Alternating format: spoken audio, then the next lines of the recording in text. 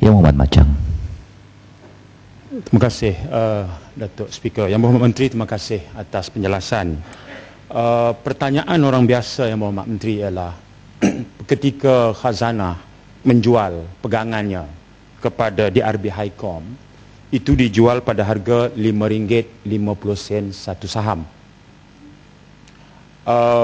Kita masih ingat pada masa Khazanah mula-mula membeli saham Proton, itu dibeli daripada nilai RM8 satu saham. Pada masa Khazanah menjual kepada DRB Highcom dengan harga RM5.50, penganalisis pasaran menganggap book value Proton itu berada pada paras RM9.81. Jadi pada perkiraan biasa, apakah pelupusan pegangan Khazanah sahamnya dalam Proton kepada DRB ini menyebabkan kerugian kepada Khazanah? Itu soalan saya yang pertama. Soalan saya yang kedua, lanjutan daripada itu Yang Berhormat Menteri ialah, bolehkah Yang Berhormat Menteri terangkan pula logik dan alasannya itu? Saya singkap balik kepada pembelian kembali saham MAS oleh kerajaan yang bertujuan menyelamatkan Tajudin Ramli pada waktu itu. Nilai yang dikira pada masa itu ialah lebih kurang RM4 satu saham MAS. Tapi kerajaan bayar dengan harga RM8 satu saham. Jadi ini memberikan semacam satu paradoks. Ya. Kedua-duanya industri strategik negara. Satu industri automobil, satu lagi industri penerbangan. Tetapi seringkali waktu kita melepaskan kepada pihak swasta, kita jual dengan harga murah. Tapi kalau kerajaan terpaksa beli balik, kita terpaksa bayar dengan harga mahal. Bolehkah Yang Berhormat Menteri terangkan keadaan ini untuk makluman Dewan dan rakyat terbanyak? Terima kasih. Saya, Datuk Yang Bertuah, akan menjawab soalan berkaitan dengan Proton, iaitu yang ada hubungan langsung dengan soalan daripada Yang Berhormat Rembau. Yang pertamanya, bila Khazanah buat keputusan untuk menjual sahamnya dalam Proton, ia melalui satu proses pembidaan. Dan apabila dibuka untuk bids dengan izin pembidaan, dua pihak telah menunjukkan minat, iaitu DRB Highcom dan satu pihak lagi kepentingan syarikat mewakili kepentingan saudara pengurusi, iaitu Datuk Nazmi Saleh. Dan Khazanah telah melihat daripada dua sudut. Yang pertamanya di sudut teknikal, yang kedua di sudut komersial.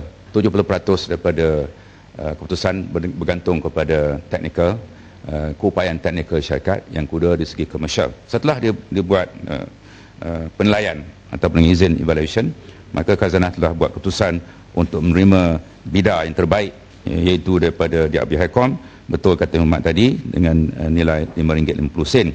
Jadi isunya dibangkit oleh Muhammad, sama ada pihak berkenaan itu Khazanah rugi ataupun untung dalam hal ini.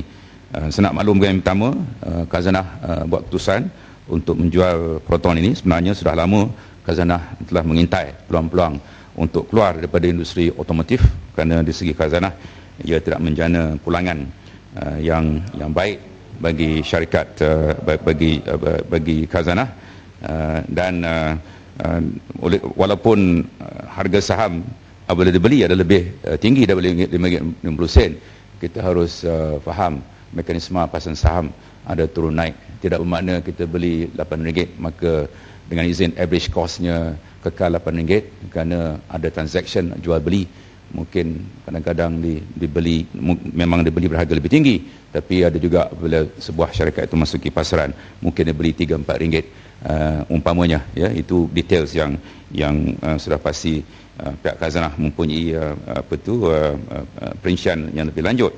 Tapi yang pertama, saya nak tegaskan di sini bahawa bila Khazanah buat keputusan untuk menjual syarikat Proton ini, ia merupakan bidar terbaik, ya, bidar terbaik. Dan pada masa itu DRB Highcom merupakan pembidar terbaik. Yang keduanya, ya, dalam konteks mekanisme pasaran saham, betul saham dibeli pada harga lebih tinggi dari RM50, tetapi kita tidak boleh menolak kemungkinan beberapa unit saham tertentu dibeli pada harga lebih rendah daripada itu, dan dengan izin, dengan itu average cost of purchase itu mungkin tidak jauh berbeza dengan harga jualan sebanyak RM5.50. Terima kasih. Jemput. Boleh minta satu tambahan. Datuk. Cukup Yang Amat. Datuk Betul, saya punya 2 soalan. Minta satu ni. 24 minit untuk satu soalan. Cukup Yang Amat. Datuk Betul, saya ada 2 soalan Saya jumpa di Yang dalam Muhammad Tuan soalan Haji Isa saya. Nazaruddin bin Mat Isa. Tak maaf Yang Amat.